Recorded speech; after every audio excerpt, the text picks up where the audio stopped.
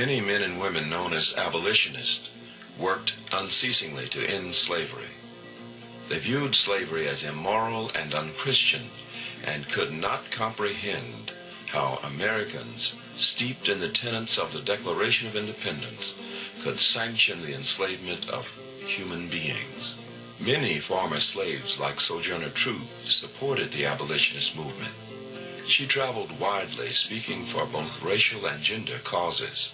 The abolitionist movement attracted members of both races, including the prominent journalist William Lloyd Garrison, who published The Liberator, the leading anti-slavery newspaper of the day. Frederick Douglass, another towering figure in the anti-slavery movement, was born a Maryland slave in about 1817. Escaping to the North, he became an agent of the Massachusetts Anti-Slavery Society and a tireless orator for black freedom. In 1847, Douglass founded an abolitionist newspaper, the North Star. On plantations, slaves performed numerous jobs and were placed in hierarchical ranks.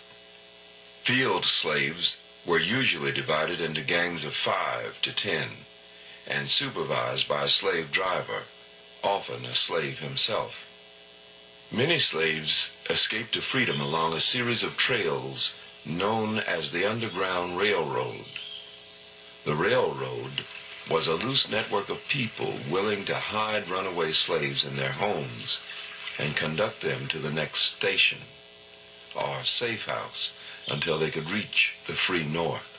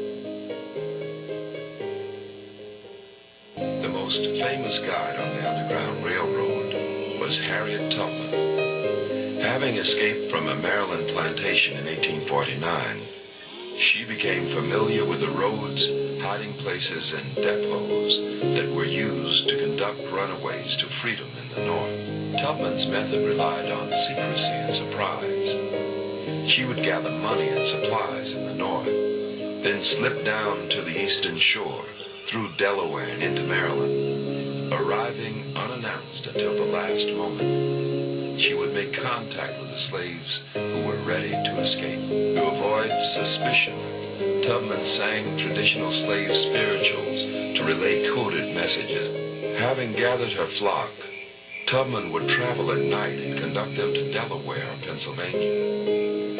She used only the most trusted contacts and safe houses along the route of the Underground Railroad.